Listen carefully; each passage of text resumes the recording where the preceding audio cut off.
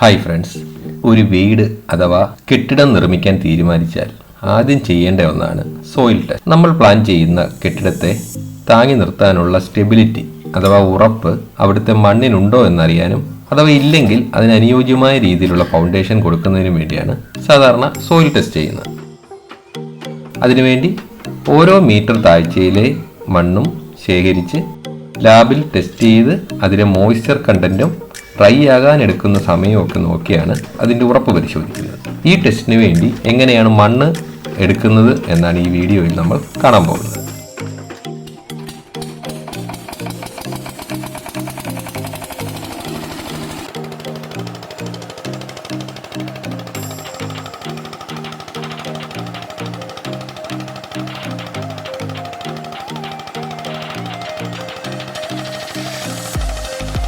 നമുക്കറിയാം, കേരളത്തിലെ ഏകദേശം 40% പ്രദേശങ്ങളും തീരദേശ നദീതട പ്രദേശങ്ങളാണ്.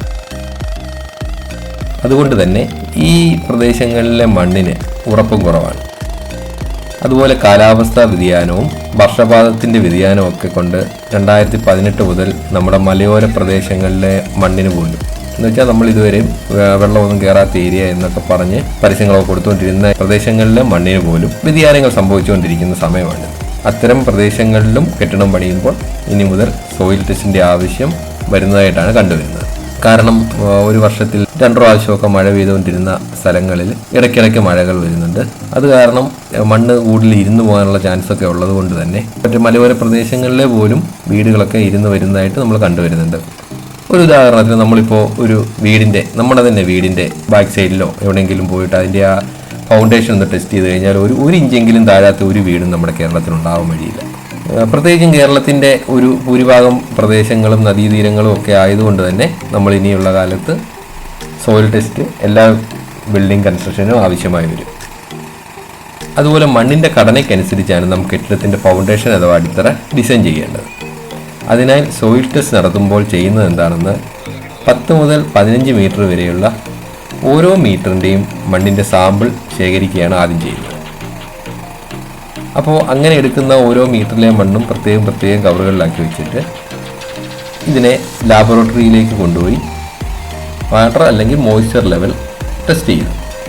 എന്നിട്ട് ഈ മണ്ണിനെ ഒരു ഓവനിൽ വെച്ച് ഡ്രൈ ചെയ്ത് 24 hours ഓവനിൽ വെച്ച് ഡ്രൈ ചെയ്തിട്ട് ഇതിൻ്റെ സ്റ്റെബിലിറ്റി നോക്കും. ഇത്ര മണിക്കൂർ കൊണ്ട് ഇത്ര % ഹീറ്റിൽ ഇത് ചൂടാകാനെടുക്കുന്ന സമയവുമായി താരതമ്യപ്പെടുത്തിയാണ് മണ്ണിൻ്റെ സ്റ്റെബിലിറ്റി കണ്ടുപിടിക്കുന്നത്. അപ്പോൾ അങ്ങനെ ഇത്ര സ്റ്റെബിലിറ്റി ആണെന്ന് മനസ്സിലാക്കി കഴിഞ്ഞാൽ ഈ റിപ്പോർട്ട് അനുസരിച്ചാണ് നമ്മൾ സ്ട്രക്ചറൽ എഞ്ചിനീയറെ സ്ട്രക്ചറൽ ഡിസൈന് വേണ്ടി ഏൽപ്പിക്കുന്നത്.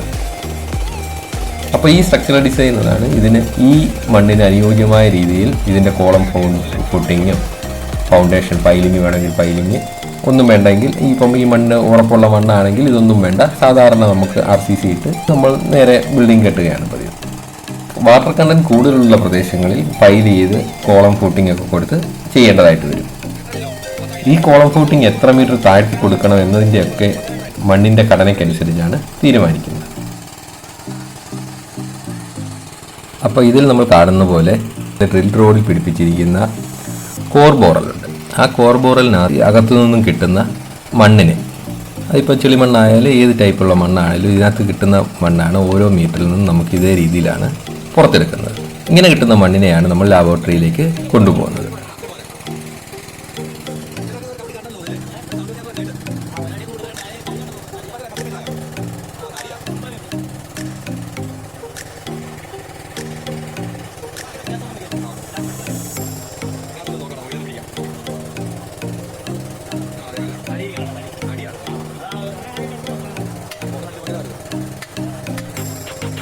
അപ്പോൾ അതിനകത്ത് നമ്മൾ ചില സ്ഥലങ്ങളിൽ നിന്നും പാറക്കല്ലൊക്കെ കിട്ടാറുണ്ട്.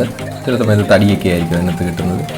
അങ്ങനെ പല ടൈപ്പ് മണ്ണുകളും നമുക്ക് ഓരോ മീറ്റർ ഡെപ്തിൽ ഉള്ള മണ്ണിനാണ് നമ്മൾ സ്റ്റോർ ചെയ്യുന്നത്. കളിമണ്ണൊക്കെ ഉള്ള ഏരിയയിലാണ് മൊത്തത്തിൽ കളിമണ്ണ് മാത്രമായിരിക്കും നമുക്ക് കിട്ടുന്നത്.